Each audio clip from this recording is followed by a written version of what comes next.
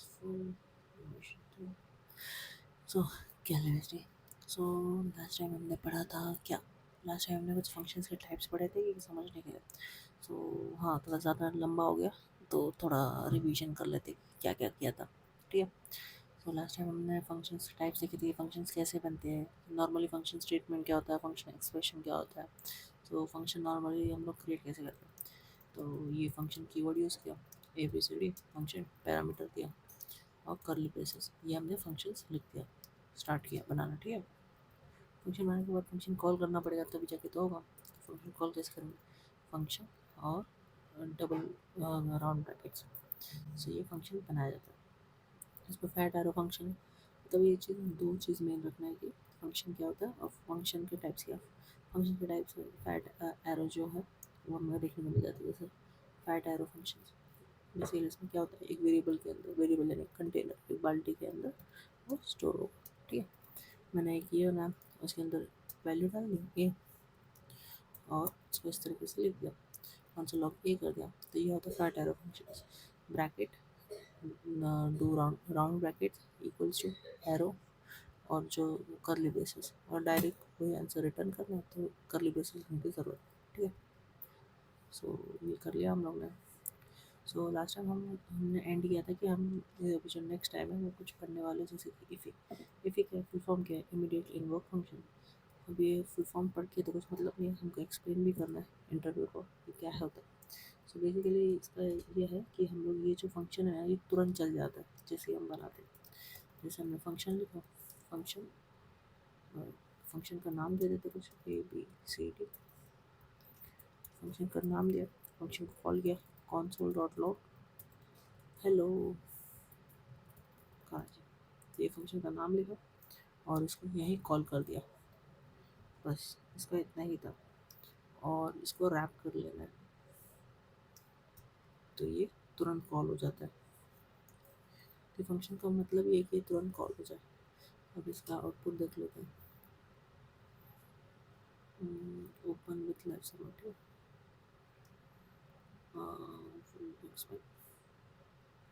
console ये तुरंत function call हो गया तो ये इस तरह से यूज़ होता है ये ज़्यादातर हम लोग देखें तो प्राइवेट वेरिएबल्स बनाने के लिए ये सब करने के लिए हम इफ़ी का यूज़ करते हैं क्योंकि ये एक्सेसिबल नहीं है ना ये प्राइवेट हो गया तुरंत बनाया तुरंत चल गया तो इस तरीके से ये काम करता है ठीक है ये हो गया इफ़ी अब इसके बाद आता है हॉप्स हॉप्स क्या हायर ऑर्डर फंक्शंस अब इसको समझिएगा तो एक ऐसा फंक्शंस जो या तो रिटर्न करे फंक्शन नहीं तो एक्सेप्ट करेगा फंक्शन पैरामीटर में उसको बोलते हैं हॉप्स ठीक है इसके लिए क्या है फंक्शन बनाया जो एफ ही डाल दिया और फंक्शन बनाया ये फंक्शन क्या कर रहा है रिटर्न कर रहा है ठीक है रिटर्न कर रहा है एक फंक्शन तो ऐसे फंक्शंस को हम लोग बोलते हैं हायर ऑर्डर फंक्शंस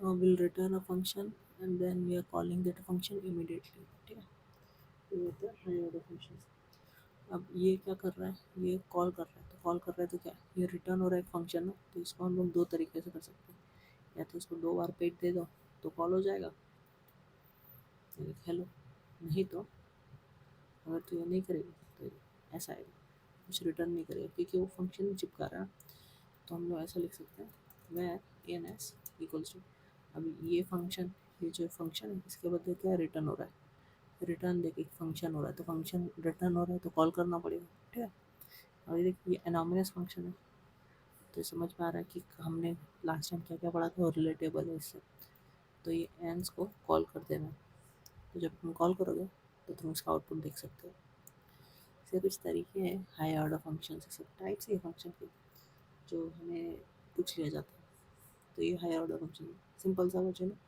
एक फंक्शन एक ऐसा फंक्शन जो रिटर्न या फिर एक्सेप्ट रिटर्न करे फंक्शन या फिर एक्सेप्ट करे फंक्शन उसके पैरामीटर में उसे कहते हैं हाई ऑर्डर फंक्शन ठीक है अरे डिलीट हो गया तो ये हो गया फिर इसके बाद क्या था इसके बाद था कॉल बैक फंक्शन इसके नाम से ही समझ में आ जाता है कि कॉल बैक है ये कॉल बैक फंक्शन किसी फंक्शन में जो फंक्शन पास होता है उसे कहते हैं कॉल बैक फंक्शन ठीक है फॉर एग्जांपल जैसे हमने हायर ऑर्डर फंक्शन में देखा, तो इसमें भी एक फंक्शन बना देते हैं, A B C D, function A B C D.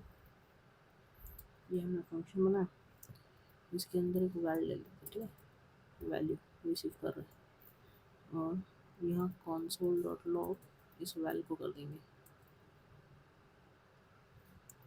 और यहाँ जब इसको कॉल कर रहा है तो भी कॉल करते समय हम इसमें फंक्शन पास करेंगे। ये हमने फंक्शन पास किया,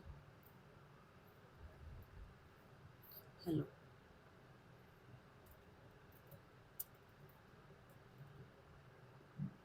या ओके, स्टोर भी तो करना पड़ेगा।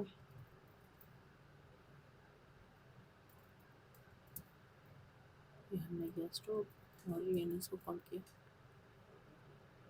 ओके। तो यहाँ कुछ मिस्टेक हो चुकी है, तो ओके, कॉल बैक फंक्शन है, तो वह एन एस कॉल किया, हेलो, यहाँ से हेलो पास किया, तो फंक्शन कॉल हुआ, इसमें वैल्यू गई, वैल्यू जाके ये और ये पीछे हो गया। ये तो नॉर्मल फंक्शन हो गया, कॉल बैक फंक्शन तो हुआ ही नहीं। कॉल बैक फंक्शन क्या करता है, उसमें फंक्शन पास होना चाहिए, console डॉट लॉग हेलो,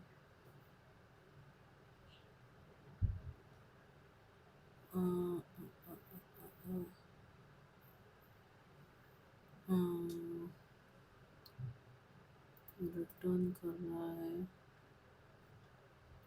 10, ठीक है, ये 10 गया, 10 जाएगा इसके अंदर, वैल्यू है where ans equals to value, value को कॉल किया और इसको प्रिंट कर दिया, टेंटर, और रिटर्न हेलो आज where आनस आंसर हेलो का। तो ये इस तरीके से कुछ होता है, तो थोड़ा मैं भी कंफ्यूज हो गया, कोई बात नहीं। तो बोलिए कंफ्यूज होता है खुद, और आता तो नहीं, ऐसा नहीं है, बट हो जाता है कभी, क्योंकि सब चीज़ सेम। देखिए हाई ऑर्डर फंक्शंस, इसमें क्या होता है, फंक्शंस रिटर्न करेगा या फिर एक्सेप्ट करेगा पैरामीटर में। वैसे कॉल बैक फंक्शन क्या होता है, जब उसको कॉल करते हैं ना, उस टाइम पे हम लोग फंक्शंस देते हैं, ये आर्ग्यूमेंट हो गया ना, तो आर्ग्यूमेंट के टाइम पे हम लोग इसमें देते हैं, याद रखना। हायर ऑर्डर में पैरामीटर में लेते हैं, यानी कि इधर, और जो कॉल बैक होता है उसको आर्ग्यूमेंट में पास करता है। तो यहाँ से हमने फंक्शन बनाया, उसके अंदर पास कर दिया डेटा, और यहाँ कॉल किया, कॉल पास हो गया पैरामीटर में, पैरामीटर में पास, यानी कि हायर ऑर्डर फंक्शन हो गया। अब हायर ऑर्डर में फंक्शन आया, तो फंक्शन आया तो कॉल तो करना पड़ेगा, नहीं तो बुरा मान जाएगा। तो हमने फंक्शन को कॉल कर दिया, फंक्शन कॉल किया तो उसके अंदर स्टोर किया, स्टोर किस में किया, ए एन एस के अंदर। अब जब ए एन एस के अंदर स्टोर कर ही दिया, तभी प्रिंट भी कर लेते क्या होता है, तो हमने प्रिंट किया, ठीक है। तो इस तरीके से ये पूरा हाँ थोड़ा झमेला है, बट एक बार समझ गया तो ईजी हो जाता है। इसके बाद होता है फर्स्ट क्लास फंक्शन। अब जावास्क्रिप्ट में फर्स्ट क्लास फंक्शन क्यों बोलते हैं, क्योंकि ये सारे टाइप के वैल्यूज़ को एक्सेप्ट कर सकता है। ये ऐसा दर्जा है जो जीएस को मिला है, फंक्शन को मिला है, जिसमें जीएस जो है ना, जीएस को एक दर्जा मिला है, जिसमें फंक्शंस को आप ना वैल्यू को तरह इस्तेमाल कर सकते हो, यानी कि फंक्शन को एक वेरिएबल के अंदर स्टोर कर सकते हो, और ये दूसरे कोई लैंग्वेजेस में इजीली कर नहीं पाओगे, जैसे जावा हो गया, किसी और चीज़ में। पर जावास्क्रिप्ट में उसको इस तरीके का पावर मिला है कि वो फंक्शन को ना स्टोर कर सकता है एज अ वैल्यू। चल देख लेते कैसे करता है, ठीक है। तो ये मैंने एक फंक्शन बनाया ए बी सी, जिसकी बात है हेलो। अब मैंने क्या किया, एक वेरिएबल के अंदर ही स्टोर कर लिया, और ए बी सी को कॉल कर दिया। अब देख, यहाँ पहले ही डिक्लेयर हो चुका है क्या, ओके, इसको मैंने बंद किया, ठीक है। ये क्या किया, मैंने फंक्शन को स्टोर कर लिया, स्टोर करके इसके अंदर डाल दिया एक वैल्यू की तरह, इसको बी कर देता हूँ, तो अब ये इसकी वैल्यू हो गई है और वैल्यू को कॉल कर दिया अपने। इस तरीके से ये यूज़ कर सकते हो और इसमें इसका फर्स्ट क्लास फंक्शन बोला। अब इम्प्योर फंक्शन और प्योर फंक्शन का फ़र्क क्या है भी देख लेते हैं। प्योर फंक्शन एक ऐसा फंक्शन जो सेम इनपुट पर हमेशा आउटपुट देगा और जिसका कोई साइड इफेक्ट ना हो। और इम्प्योर फंक्शन एक ऐसा फंक्शन जो सेम इनपुट पर डिफरेंट आउटपुट दे सकता है, जिसका साइड इफेक्ट बहुत हो सकता है। सो बस ये कुछ टाइप्स हैं जो हमें याद रखना है ताकि हमारा हेल्प हो जाए। तो इस तरीके से हम काम करते हैं। तो एक एग्जांपल देखें तो चल देख ही लेते हैं ताकि कॉन्सेप्ट क्लियर हो जाए। ठीक है, इसको किया मैंने कम और यह अपना। सो इसमें क्या किया, हमने एक फंक्शन बनाया ऐड कर दिया। ठीक है, ए प्लस बी किया और रिटर्न कर दिया। अब इसमें क्या है, कोई भी एक्सटर्नल मॉडिफिकेशंस नहीं कर सकता है। जो वैल्यू है पास करेंगे हम लोग वही आएगा। जैसे मैंने कॉन्सोल डॉट लॉग कर दिया ये, तो अभी मेरे को पता है कि 5 आने वाला है। देख लो 5 आ रहा है ना। बट इम्प्योर फंक्शन में क्या होता है भाई, कुछ भी हो सकता है। जैसे कि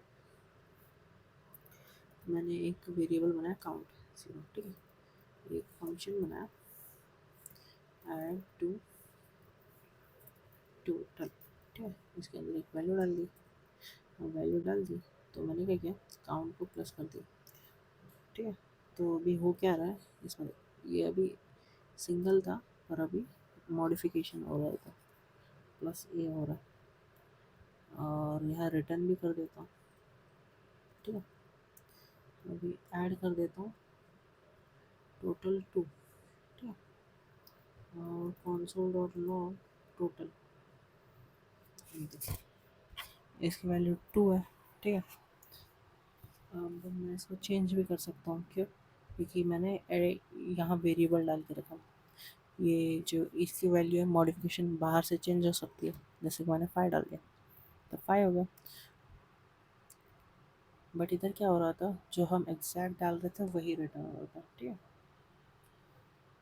हाँ थोड़ा सा कॉम्प्लेक्स है, थोड़ा सा अजीब है, पर लेकिन इस तरीके से काम करता है।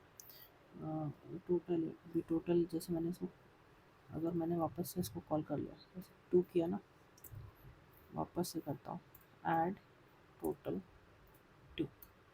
अब इसकी वैल्यू देख 4 हो जाएगी। बट पीयर फंक्शन में क्या हो रहा था, तो उसको कितने बार भी कॉल कर वो वैल्यू सेम रहेगी, उसमें कुछ चेंजेस नहीं होगा। देख, इसको वापस से कॉल कर दो। ठीक है,